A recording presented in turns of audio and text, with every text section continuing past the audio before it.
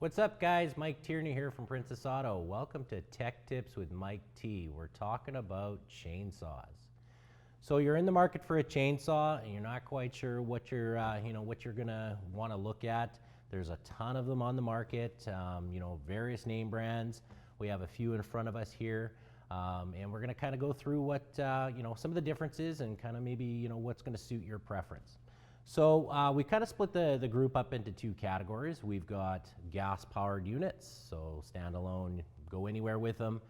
And then you've got some options when it comes to electric driven type log splitters. So what you're looking for is, are you going to be needing to go remotely? Do you have a power source? Do you not have a power source? Those are the variations that you're looking for. How large is the trees that you're going to be cutting? Are you just pruning, or are you just trimming, the small bush in the backyard, an apple tree, or whatever it is that you're looking to kind of, clean up? So that will kind of start the path of which products you're going to want to look at. So we'll start with the electric type chainsaws. They're your kind of your entry level. You're going to use them in your backyards or where you can connect to a power source. So we've got a model here that's actually a 2-in-1 type chainsaw. So you can use it as a standard, chainsaw, handheld, cutting, small diameter limbs, branches, those kinds of things. But you can also convert it. You can take the handle off and you can attach an extension. And what this will allow you to do is maybe reach up into the higher limbs and still be able to kind of trim back the tree without actually having to get up on a really high ladder or put yourself into maybe an unsafe situation. So a little electric pruning / little chainsaw, 2-in-1, just by attaching the extension pole. It also has an oiler. So on top here we have an oil reservoir that we would actually have to add the oil for the bar and the chain. You'll have to monitor that. It will go through X amount as you use your chainsaw. Try never to run these dry. You'll notice right away as you're trying to cut, the chain won't be as limber on the cut, and you'll start to see maybe smoking. It's time to really monitor your bar chain oil. And then on some models like this model here, it has a little sight glass that you can start to see when you're full. Don't overfill them. It is kind of a sticky material, and it starts to kind of get sticky around all of your motors right there, and you want to just make sure that you clean that up before you get going again. So these models will come in a variety of amperage ratings, so just be aware that it takes quite a bit to turn that chain and to cut through some wood and logs. So if you're not attaching your power source properly, you may start to see your breakers pop. If you're using a really thin extension cord, a really small gauge extension cord that's really long, you may have some power issues coming to it. It may not be the chainsaw, but it could be just your delivery of that power or the power that the saw is requiring. So always have a look. It could be 8 amps, it could be 15 amps. In the case of the Oregon that we'll get into, it's going to have a higher amperage motor because it is slightly larger chainsaw. So just be mindful of that. The plug outlet on this model is a 2-prong outlet. It does have a safety cover over it.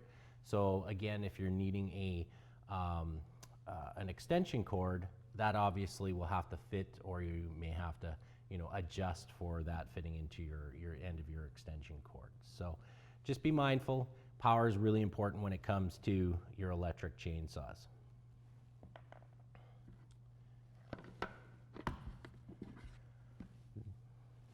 Next one up on the list is our Oregon. So again, it's a electric model, so it has to be plugged in. This does have a 15 amp running motor. So on your regular household amperage, if you're plugging it into a 15 amp circuit, this can't directly plug into your outlet, and it's not really going to do much when you're trying to go up in the tree. So you're going to need an extension cord.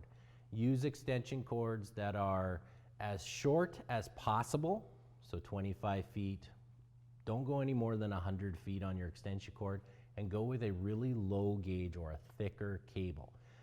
We don't want that power drop coming to the saw. 15 amps running, if you've got a 15 amp circuit, you may start to see your breakers pop or reset. So try to plug it into a 20 amp circuit with heavy gauge extension cords. Then you shouldn't have any issues with the system. This model also has an oil feature, so it will always have an oil pumping to the chain. Again, monitor that. The really big difference between this model and many of the other models is we usually have to manually sharpen our chain for the most part. This model itself, it has a built-in sharpener inside where the clutch is, and what it does is it will actually sharpen your chain when you want it to on the fly. So there's a little red lever here. When you're ready to go and sharpen your chain, instead of having to stop everything, take the chain off or sharpen it on the bar, you can actually just press this button, or pull it back I should say, and hold it for 3 to 5 seconds. That allows, while you're operating the chain, it'll actually sharpen the chain. Now that being said, this is a specific chain to this specific application. You can't just take any old chain and expect it to automatic sharpen with this system. So there are replacement components like the stone and the chain that will come in a package from Oregon. So if you don't have to worry about sharpening your chain all the time, stopping and doing that, this does that on the fly. So it's a great benefit, and it's pretty much specific to Oregon. They've got a really good program here. So if these are too small for you, typically, if you were going out into the bush, back 40, the pastures, wherever it is that you're going to be going to cut wood or, clear debris, whatever that might be in your case, these may not be what you're looking for. So lots of different variations when it comes to gas-powered chainsaws. They come in different bar lengths. In this case, this is a 20-inch. It's 14, 16, 18. And longer, they get 6 feet, 8 feet, 72 inches. Obviously, that will have to change the size of the power that you're going to drive that system. So the engines are rated for their displacement, their CCs. So in this case, we're looking at a 46 cc engine. You can get 42s, and then you get higher. Keep in mind, as you get higher in engine size, so does the weights. So if you're constantly using it, typically the weight also goes up because you're going to get a larger engine.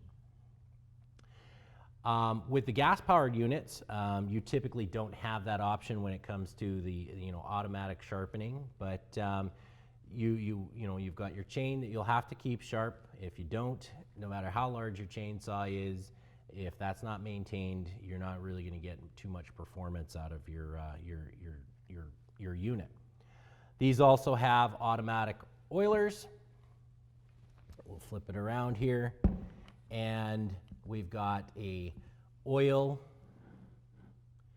reservoir that's for the bar and chain, and then we have our gas reservoir that we would put in our pre-mix or mixed gas. These are all 2-stroke engines in these models. Make sure that you are mixing your fuel. You can pre-mix it through just the standard 2-stroke mixing ratios. These ones are a 40-to-1, so usually they're stamped down on the housing below the gas cap.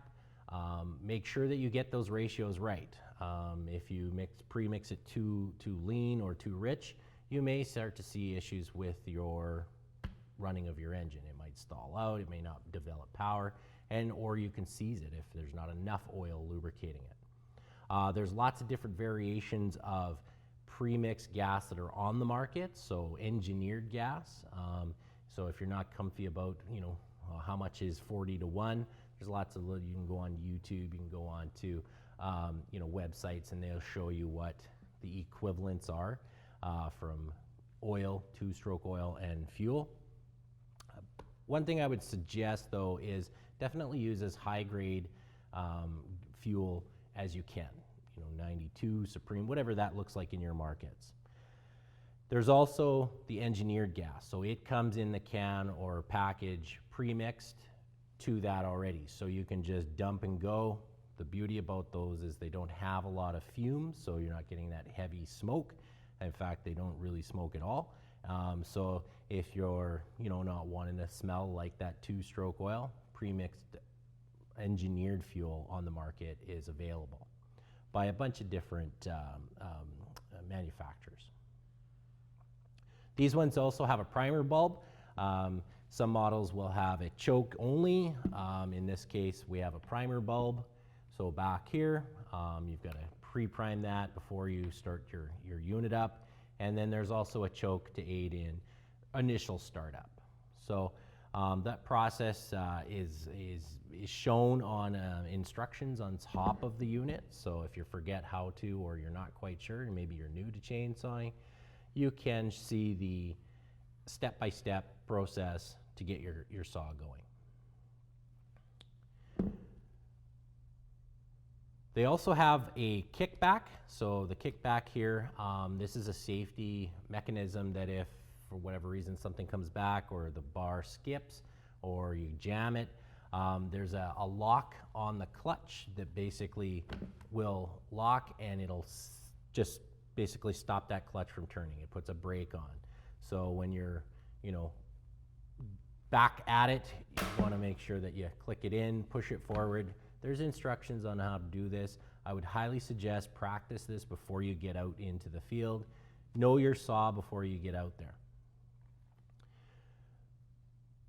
Smaller size saws don't necessarily go with larger size bars. So keep that in mind. If you buy a smaller size engine on your saw, and you want to step that up to a 20, 22, and that, you may have some issues. It might fit within the clutching housing, but that doesn't mean that it'll have the power to kind of turn that huge chain and bar.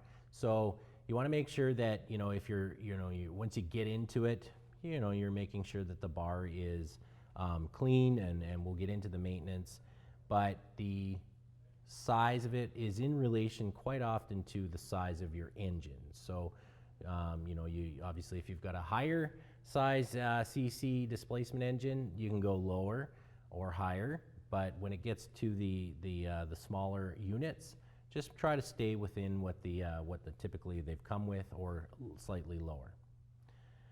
Well, that's it for chainsaws. Thanks for tuning in. We'll see you next time.